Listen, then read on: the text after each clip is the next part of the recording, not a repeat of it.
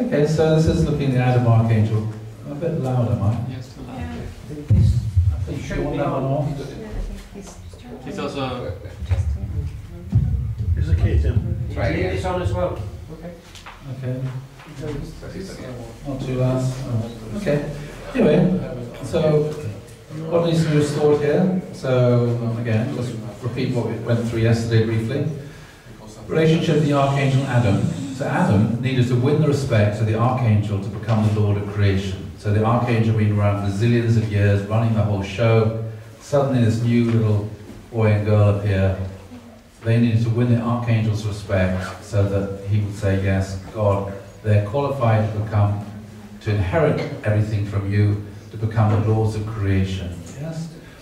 So that didn't work out. So Abel then, in the position of Adam, needs to restore the birthright by winning the respect of Cain, who's in the position of the Archangel, and through this become the elder brother, the head of the family. So Adam and Eve then had two sons, as you know, Cain and Abel. Cain was the eldest, Abel was the youngest. Interesting. So to look at this story and understand what's going on, there's a nice little passage here from the Principle. It says, we can become good only if our body obediently follows our mind. All too often our body rebels against the mind's directions, repeating by analogy Cain's murder of Abel. This is how evil grows within us. For this reason, the religious way of life requires to make the body submit to the commands of the higher mind. So how does that work? Well, you know, if you give in to your desire to eat when you're not supposed to eat, you become a greedy person, yes, and you become a selfish person, and you, in that sense, evil grows and you become more greedy, more selfish, not just about food, but often about all kinds of other things, yeah? If you can't get yourself out of bed in the morning, then you can become a lazy person, and again, that can also mean evil grows inside you. Oh, I should go and do something. Oh, I can't be bothered, and something dreadful happens as a result.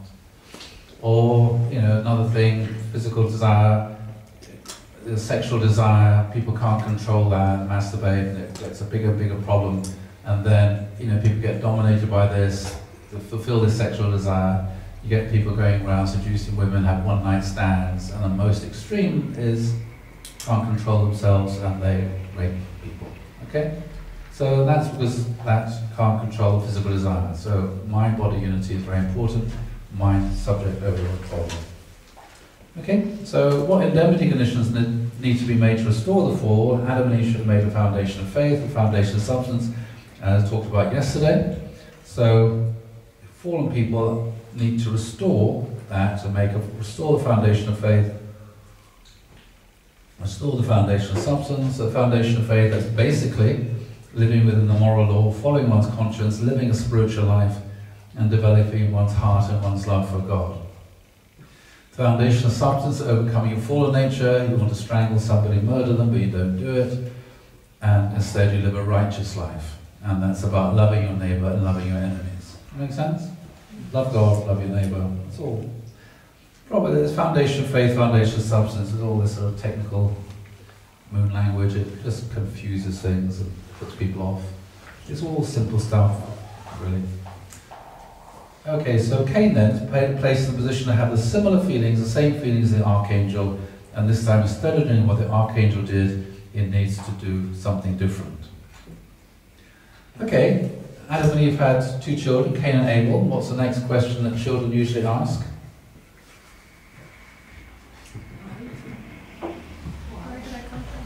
Where did they come from? Eve gave birth to them. To the extent, you know. What? Did they have brothers and sisters? That's right. Well, obviously they were brothers. Yeah, well, more brothers and a sister. Sister, right. Where do the women come from? Who did Cain and Abel marry? Yes? Okay. So, if you want to know the answer to this, so lots of people ask this question. So, in the Jewish and Muslim traditions, it says, in the Talmud, and it says each time Eve gave birth, she had twins, a boy and a girl. So, Adam and Eve had Cain, and Cain had a twin sister called Aklima, and Abel had a twin sister called Jamelia. How come? What?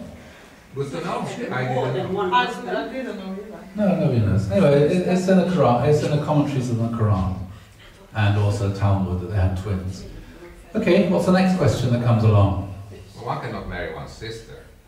Okay, so Who married who? who marries who? Well done. Who's been reading my slides? Who's to marry whom? Okay? Who gets married to whom? Well, if marry sister, then is out marry your queen, is there? Okay, well that's the thing you see. Okay, so this is from a commentary on the Quran, written in the 8th century.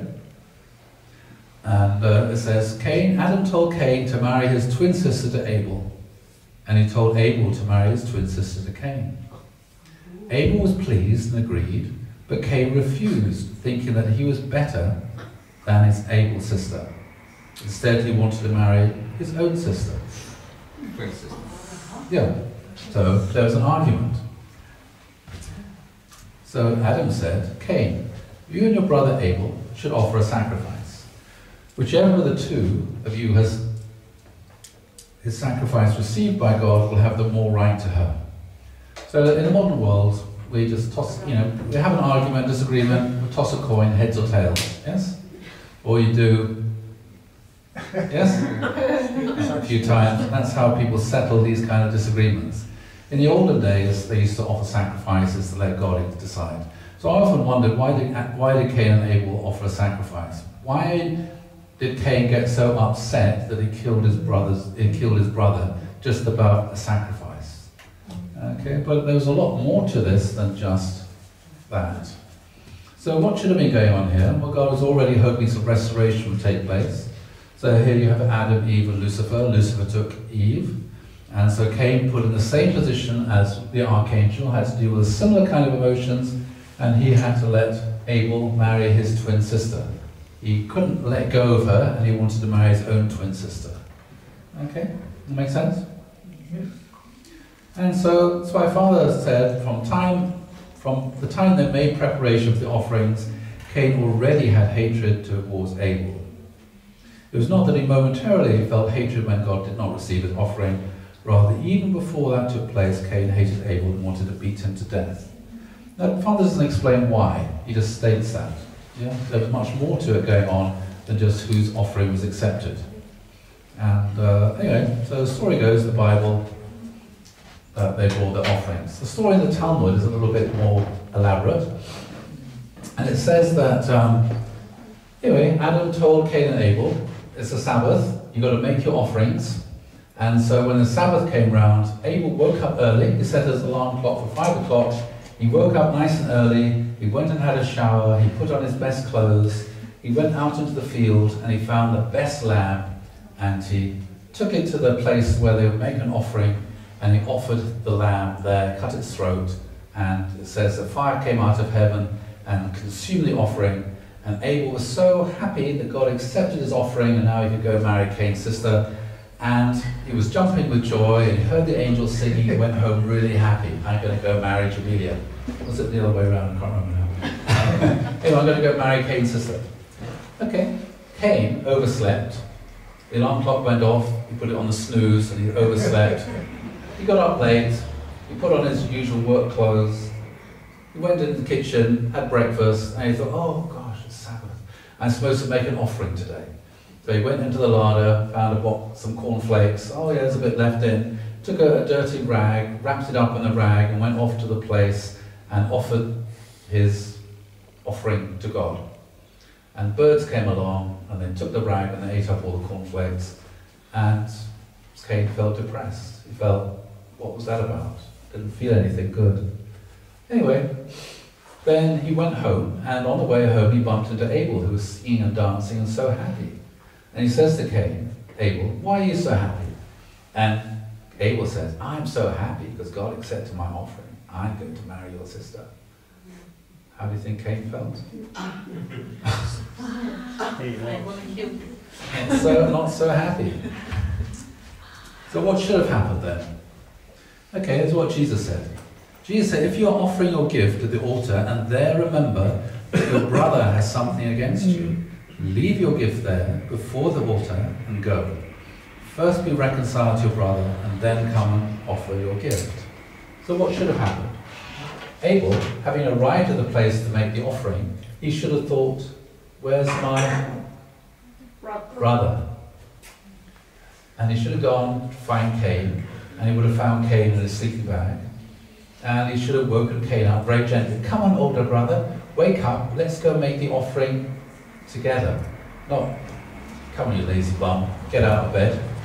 But, you know what I mean? He should have been a good younger brother, woken his older brother up. Come on, Cain, wake up, older brother. I'll help you to get your offering ready. I'll help you to do this. And I'll get you some nice clothes out, and etc., etc., etc. I know it's going to be a bit late, but anyway, it's better that we make the offering together than, you know, etc., etc. That's what he should have done, being a good younger brother. We talked about the original nature of Abel, the fallen nature of Abel. Did the original Abel have lots of original nature or lots of fallen nature?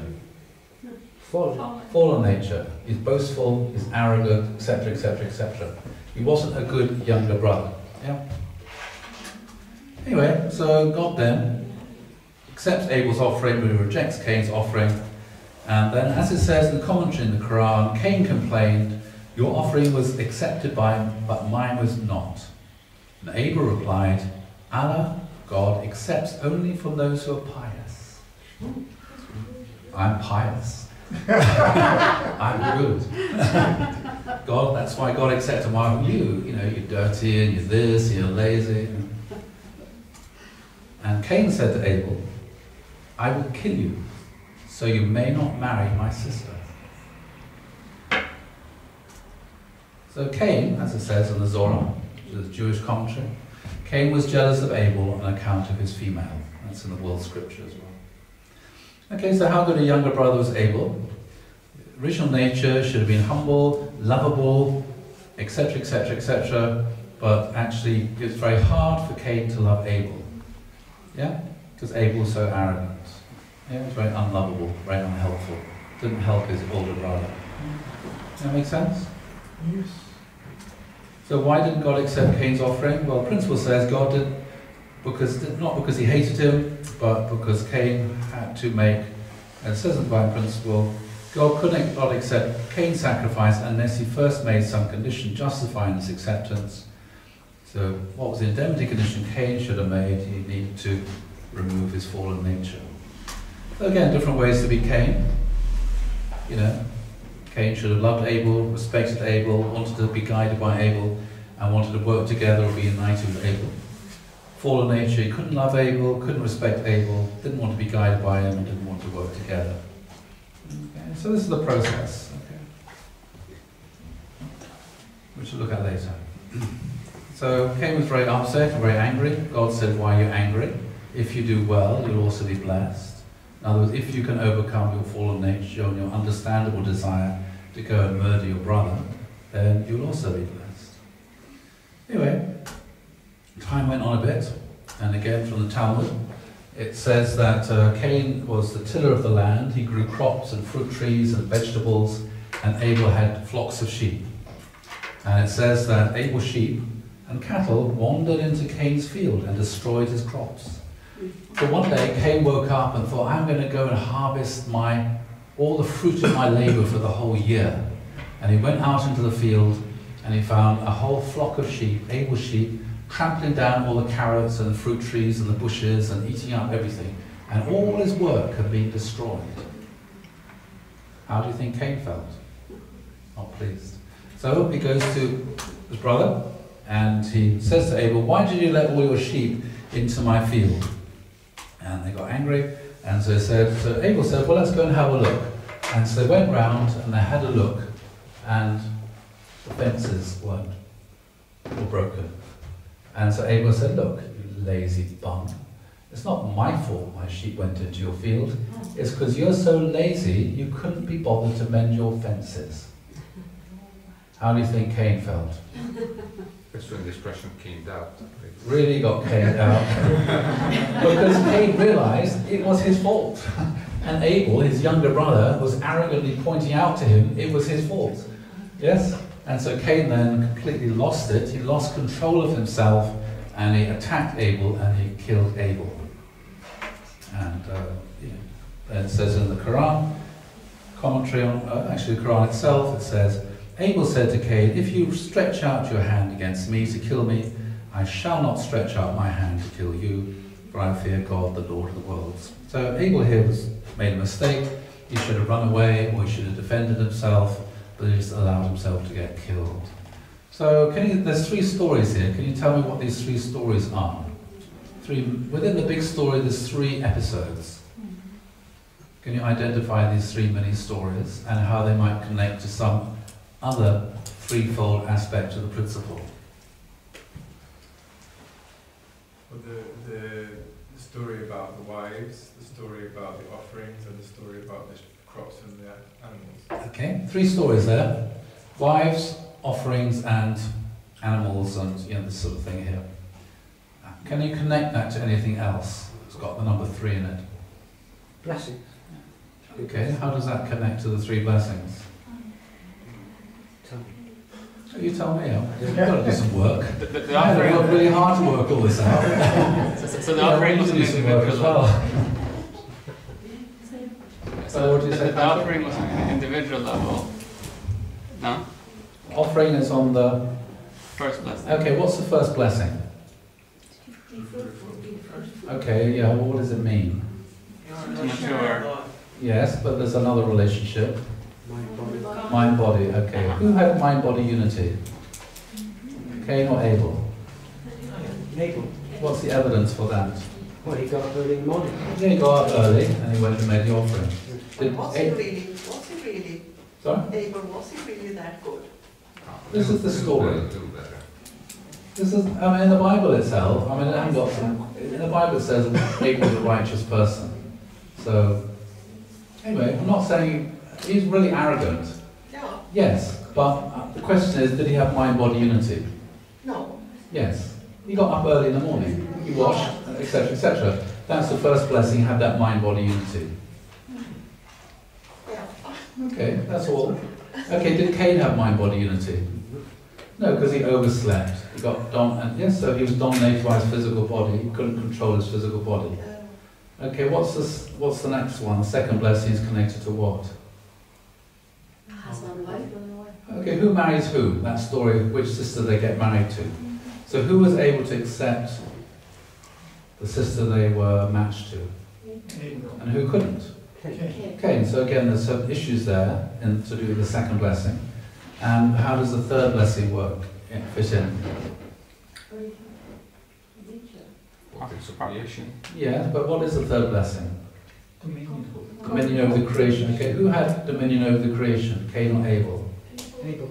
Abel. So what's the evidence? Did Cain have dominion over the creation? No. What's the evidence for that? He didn't take care of his life. Yeah, he didn't take care of the fences. So on these 3 points, because Cain couldn't establish these 3 blessings at a basic level, then Satan was able to invade his thoughts and his feelings and his emotions such that he lost his temper and he couldn't control himself and he went and killed Abel. If he'd had mind-body unity, even if he became angry, he wouldn't have lost control of himself. He would have had control, been able to control himself. But people who can't control themselves with all these sorts of things, it's very easy to get angry, get into a fight, etc., etc. Does that make sense? Yes. So even though God accepted Abel's offering and not Cain's offering, if Cain had been able to establish these 3 things, he might have been etc., etc., but he wouldn't have killed Abel. That makes sense? So Cain then made those bad conditions such that Satan was able to invade his inner life, such that he murdered his brother. But at the same time, Abel was not a good Abel. He was not a good younger brother. He was arrogant and boastful, etc., etc., etc., and made it really hard for his older brother to love him and respect him. So you can say Abel had bags of fallen nature and Cain had bags of fallen nature. Both of them had loads of fallen nature. That makes sense? And so then Cain murdered Abel. Okay, so that went wrong. They both came. Yes, Lillian. Where was the mother? Exactly. Okay, exactly. This is a really good point. Where was the mother? So you have to ask yourself, well, where did Cain and Abel learn to solve their disputes in this way? Adam and Eve should Yeah. have been there. How do you think Adam and Eve were happily married? No. No, No? Do you think they were saying nice things to each other? no, not always. And so they were often arguing, yes? And they were often, you can imagine they were often arguing and arguing about this, and this, and you can imagine it could easily have turned to physical violence and abuse. Yeah, you can imagine how maybe Adam wanted to shut his wife up and hit her, yes? You can imagine this kind of thing was going on, and all kind of physical fighting. So Cain and Abel then, it's natural. Children, human beings, always going to get into situations of conflict. The point is, okay, how can we resolve this? And normally what happens, you know, when the two children are having this kind of squabble, the mother comes along, what went on? Okay, right. This is the way, this is, you know, you made a mistake here. You should apologize, and then you should forgive your brother, yes? You apologize, and you forgive, and then you can make it up, and then you can play happily together. That's what mothers usually do, isn't it? This happens in the families, going to Dr. Phil in TV, they have same problems like this. Yes, of course. Today. Yeah, of course. Yes, so this has been passed on. This pattern of fallen behaviour. So Eve then should have become involved in this situation, and she should have, right from when they were children, shown them how to make up, etc., etc. But she and her husband, they weren't modelling that kind of behaviour themselves. They weren't showing through their own example. When they get into an argument or disagreement, they wouldn't apologise to each other and forgive each other and make up, yes? And so Cain and Abel were practicing what their parents, the example of their parents. Okay? Make sense? Okay. So Father talked a lot about this in the 1950s, actually. So I'll just go through this. I only came across this recently, because people started complaining that I'm just making it up. Anyway, this is what Father said. Abel should not have bragged that he felt happy because he received the blessing from God. Instead, when he received the blessing, he should have realized his shortcomings and said, "Older brother, I am sorry." If he did that, would Cain have beaten him to death? He probably would not have killed him. This is a mistake of Abel. Abel made the offering together with his older brother Cain. So even when God accepted only his offering and rejected his older brother's, Abel should have been nice to his older brother. He should have been more considerate towards his older brother. What do you think God would have done if at that moment Abel wept and made a havoc protesting, "Father, why did you only receive my offering?" And then go to his older brother and say, "I dislike God, who only accepted my offering." God would have had to love Cain for sure. Again, however, since God accepted only his offering, Abel thought that this was because he was better, and God only liked him. Thus he must have bragged to his older brother, "Older brother, see, my offering was accepted." This must be what he did. Otherwise, why should Cain, who did not do anything, grow red in his face? Do you think this took place even when Abel did not do anything? For sure, Abel went before Cain to mock him. "What are you? My offering was received." Abel must never be arrogant, he must be humble. When you look at it centering on Abel, Abel made the offering with the same degree of devotion as Cain. However, because Abel was on the side of God from the beginning point, God accepted it. For this reason, Abel should have been grateful and humble. Even if God accepted his offering, then would Cain have tried to kill him? Nevertheless, since God only received his offering, Abel must have expressed great joy to the extent that aroused intense feeling of jealousy in Cain. It would have been good if he just kept the feeling of happiness to himself and not expressed it, but he boasted to his older brother. Don't you also want to boast about some happy events in your life? Don't you also want to brag about it? Similarly, Abel must have boasted to his brother. In the process, he must have gone overboard and said, "God did not receive older brother's offering, just accepted mine. Therefore, I'm better than my older brother." Thus, Cain's face must have grown red, and he must have felt intense anger. It's reasonable to have this kind of thought. Make sense? Yeah. So anyway, I said, that's some things I came across recently. Father said way back in the 1950s when we talked about these kind of stories. You mentioned about the etymology of Cain. Yeah. What about Abel? Can't remember. Because I had read that it meant arrogant. Maybe. I can't But remember. I don't know. I'd have to go and look it up. I can't remember.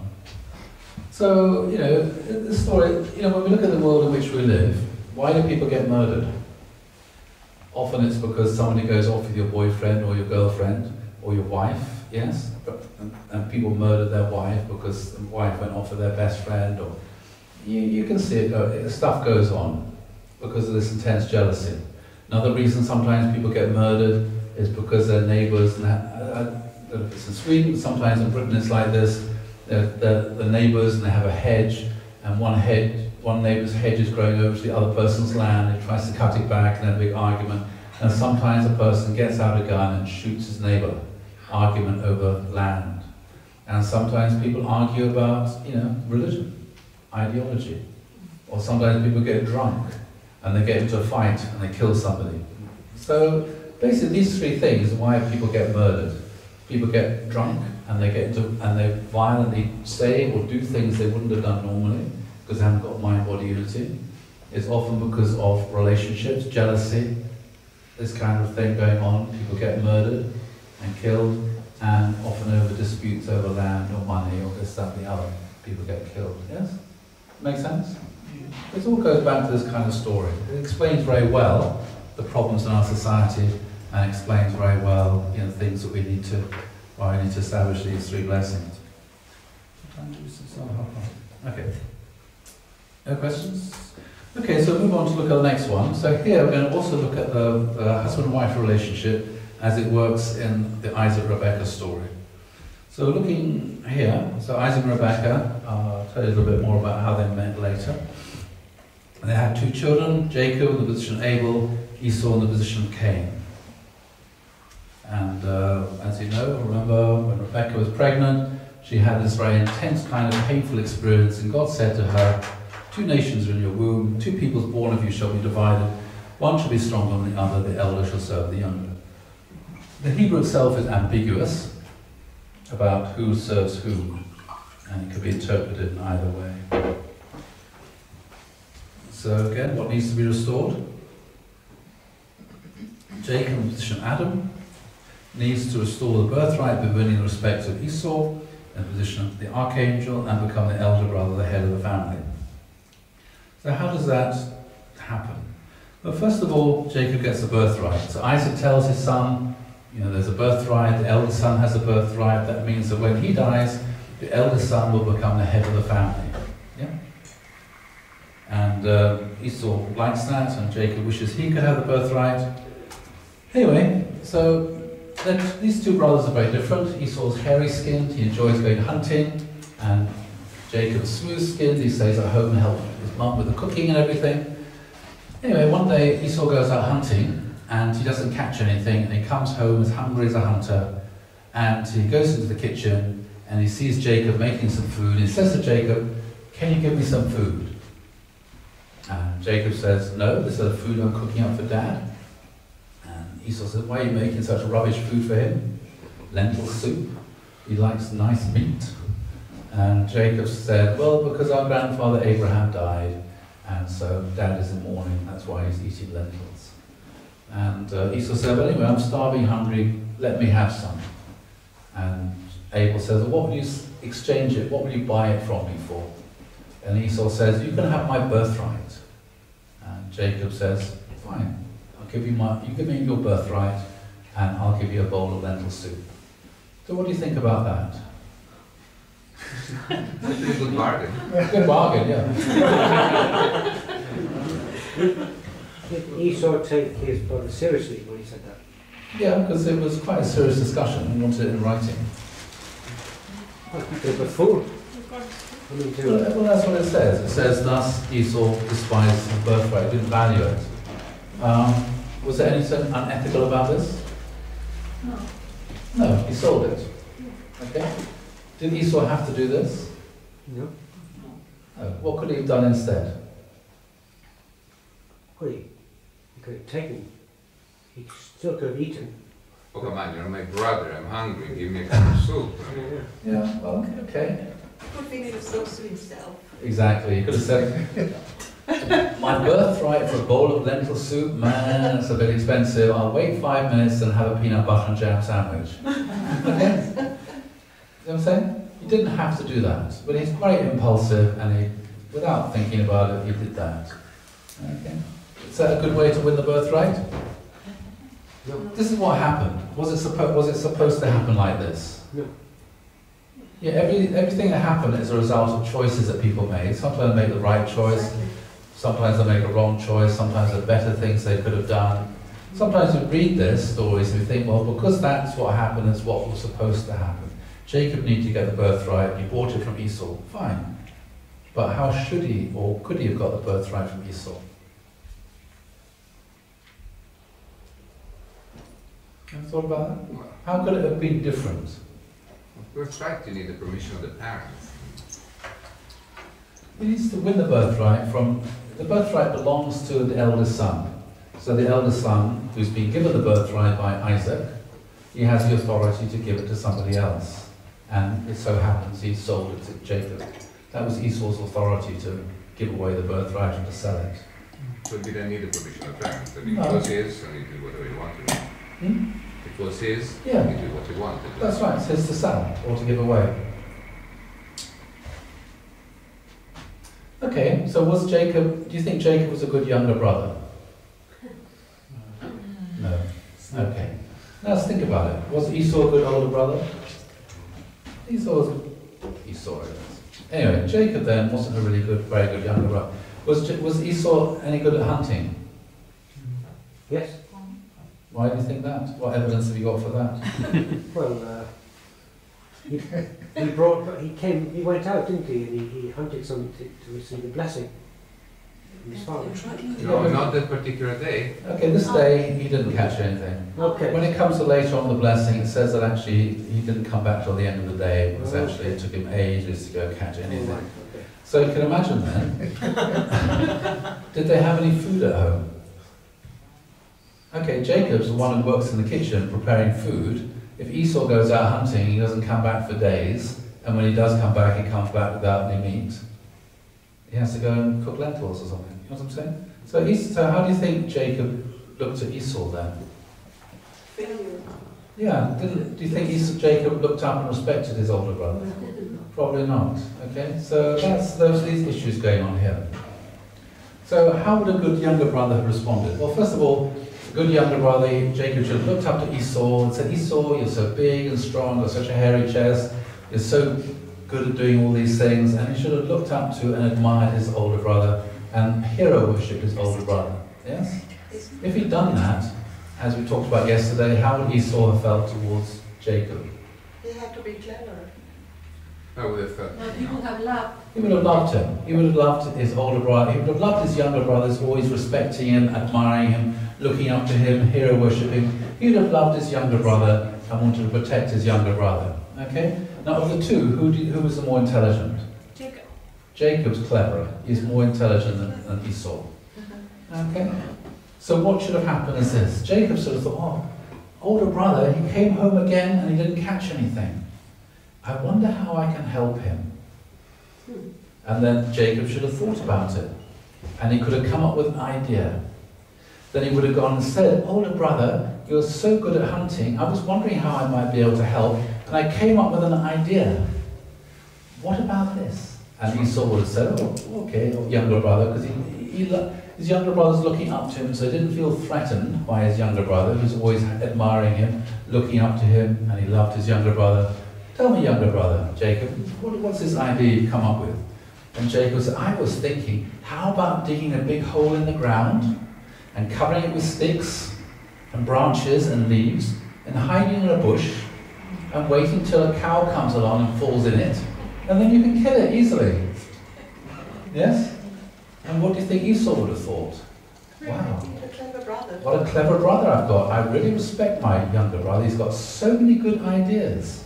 And then Esau said, well, can you explain it to me in more detail? Can you show me how to do it? And then Jacob would have guided Esau and explained to Esau, this is how to do it. Then Esau said, well, why don't we go and do it together? Let's go to business together and we can make a killing. We can kill so many cows, we can set up a meat industry, and we can be really successful. Yes? This is the way, and that's how it should have happened. Cain has to love Abel. Cain has to respect Abel. Cain has to be guided by Abel. Cain and Abel have to unite. The unity thing is the result of a process. Yeah? So often in our church community say, you must unite. That's the conclusion. The process has to be gone through. Yeah? It's a process. That make sense? So, in order for Cain to love Abel, Abel has to make himself lovable. Be a good younger brother, looking up to his older brother, even if he isn't very good at hunting. Cain has to be respectable. He has to present Cain a reason why he should respect him. Yes? Abel has to guide Cain. So Abel has to do that in a way. It's the same, when he's old fogies like me. I got up as far as Facebook, and now my children are all talking about WhatsApp or WhatsApp or what's it called? WhatsApp. Whatever. Anyway, and I think, it's stage too far, you know what I mean?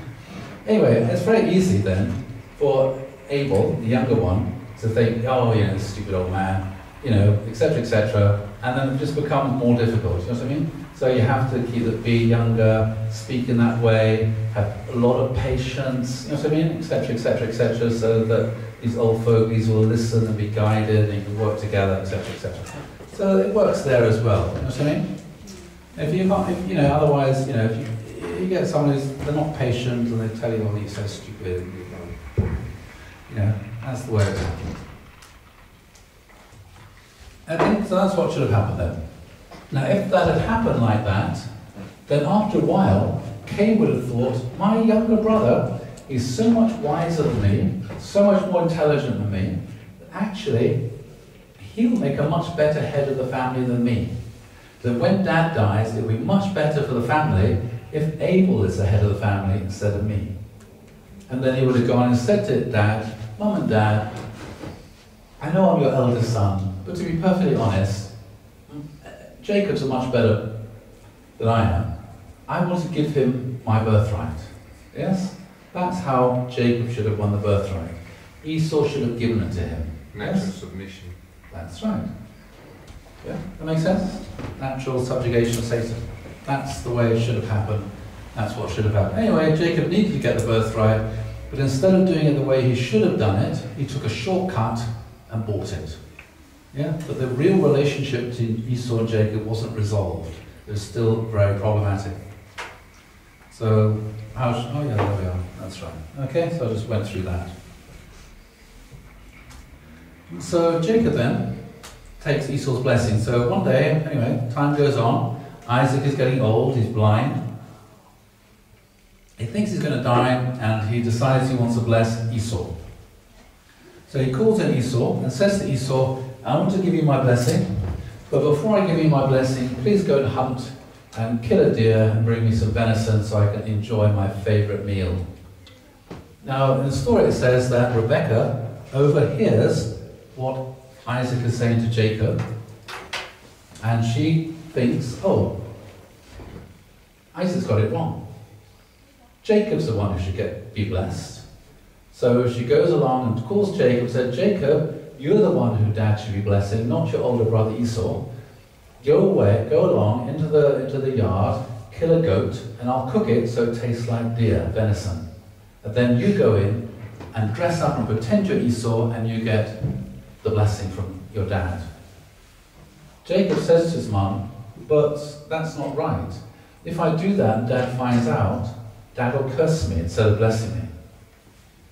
But Rebecca then says, I will take the blame. If Dad finds out, I will take the blame.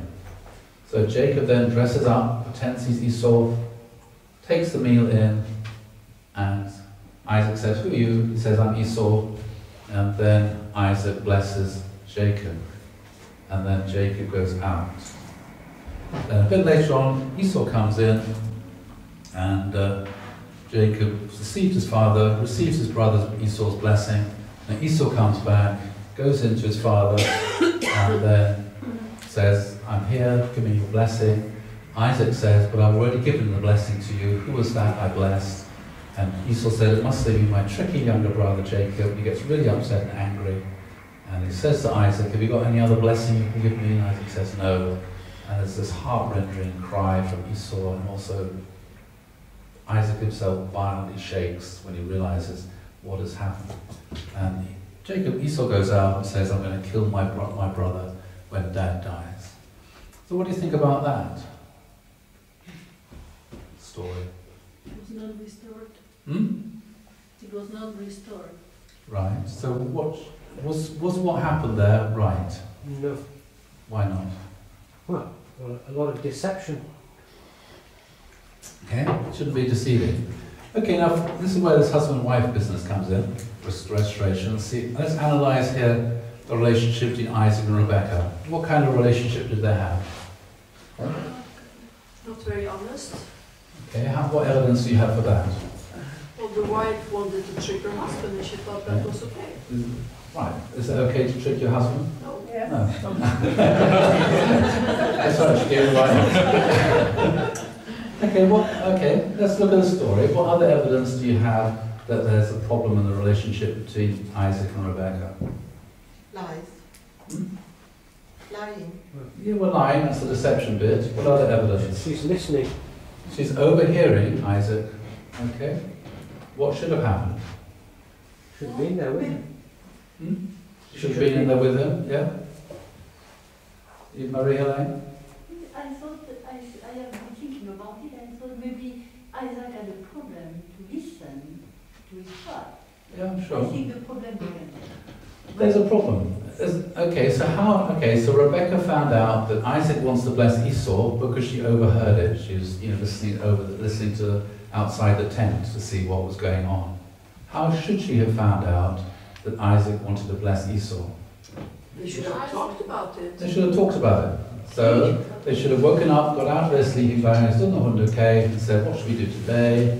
And Isaac said, I was thinking about blessing Esau today. Oh, okay. So who should have blessed Esau? Both. Isaac and Rebecca should have blessed Esau together. So what do you think about, so you can see here there's a lack of communication between Isaac and Rebecca, isn't there?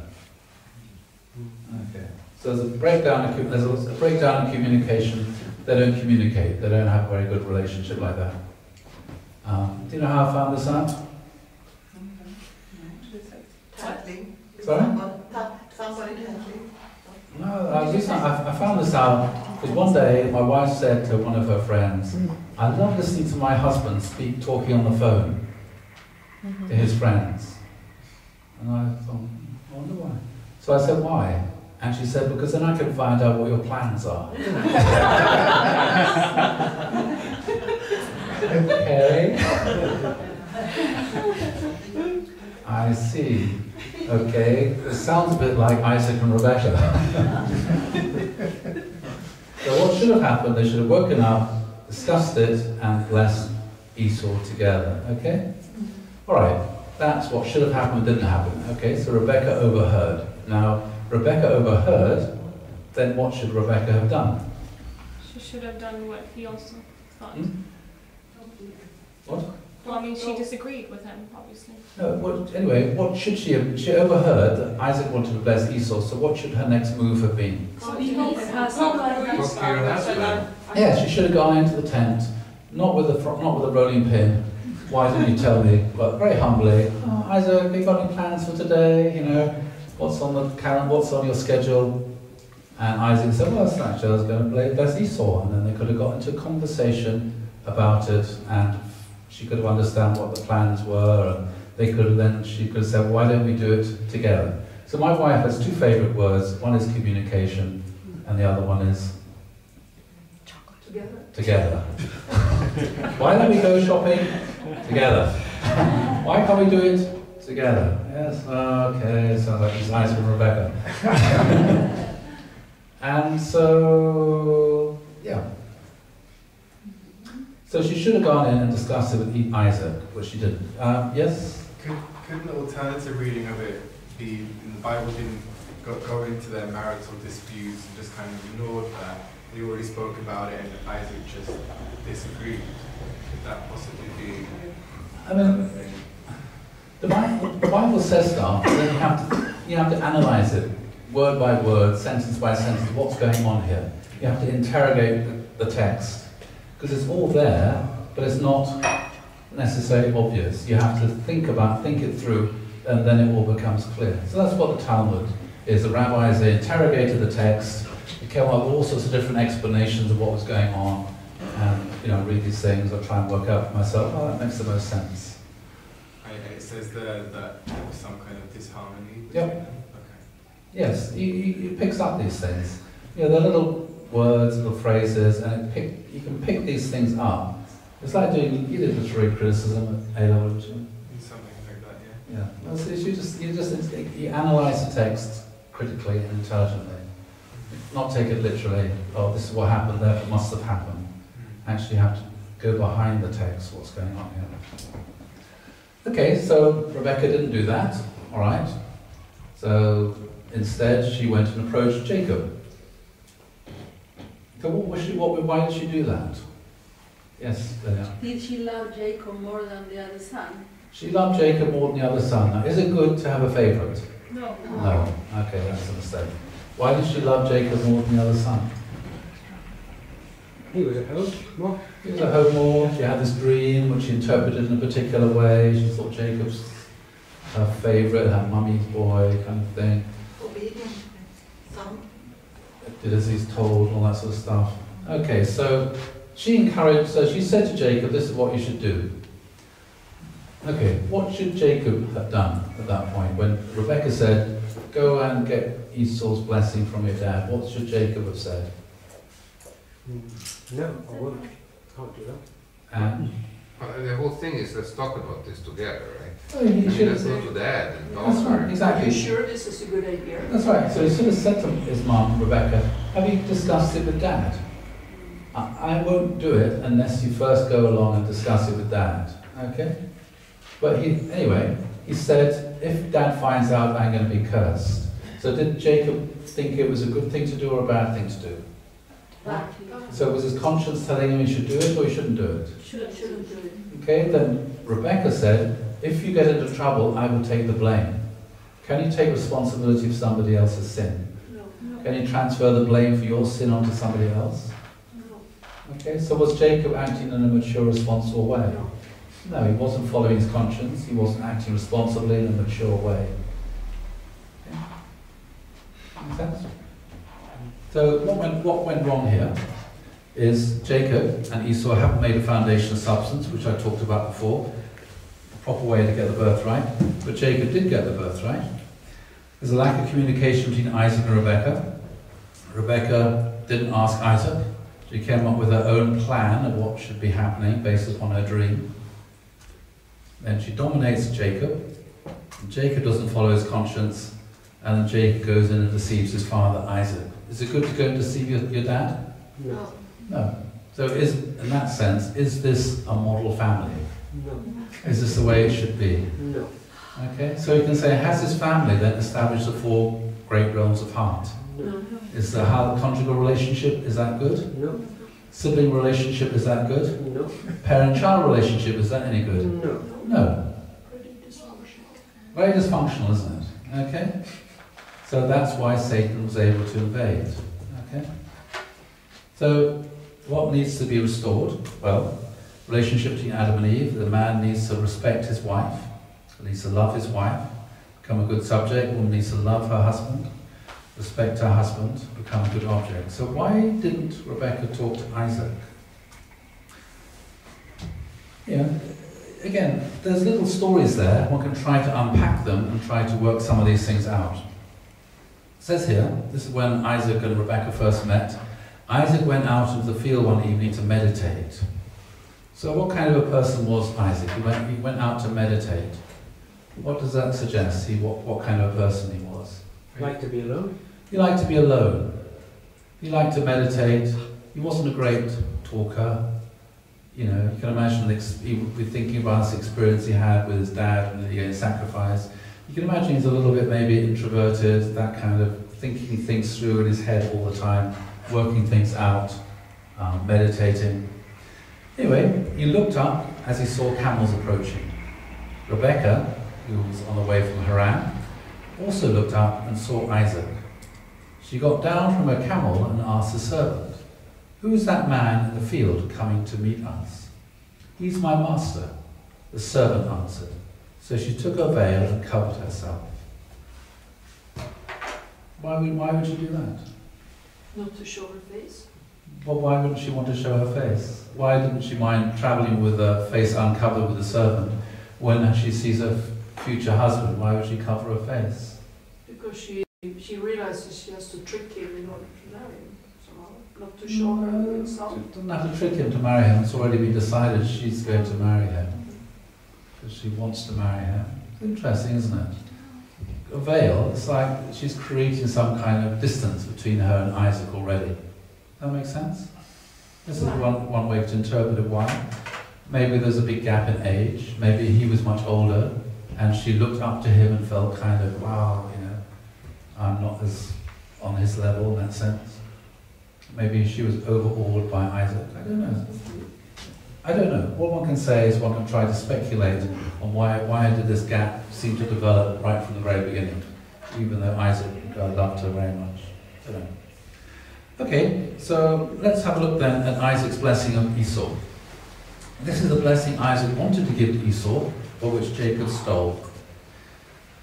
Isaac said, "May God give you heaven's dew and earth's richness, an abundance of grain and new wine.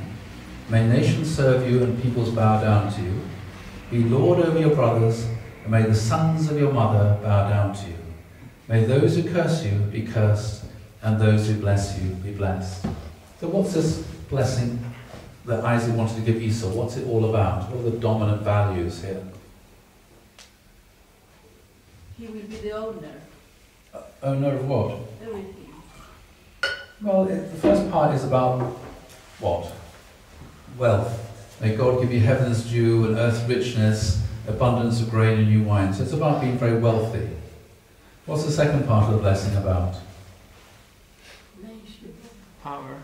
Power. Be about nations bowing down to you. But the other important thing here is be the Lord over your brothers, and may the sons of your mother bow down to you. Yeah? May the sons of your mother bow down to you. So it's about wealth and power. Okay?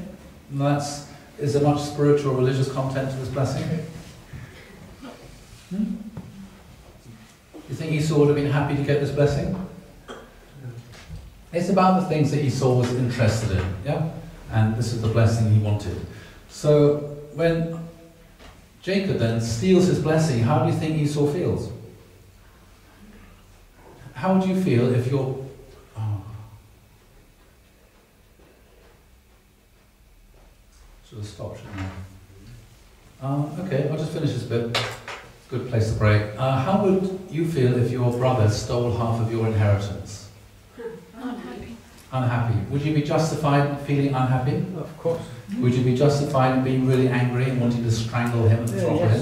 Yes, it's a natural human reaction, isn't it? Okay? As a result of this then, because he stole his brother's blessing, Jacob nearly got himself killed. Okay? Alright, stop there, have a break. Sorry, I went on, but then I lost track of time. Thank you.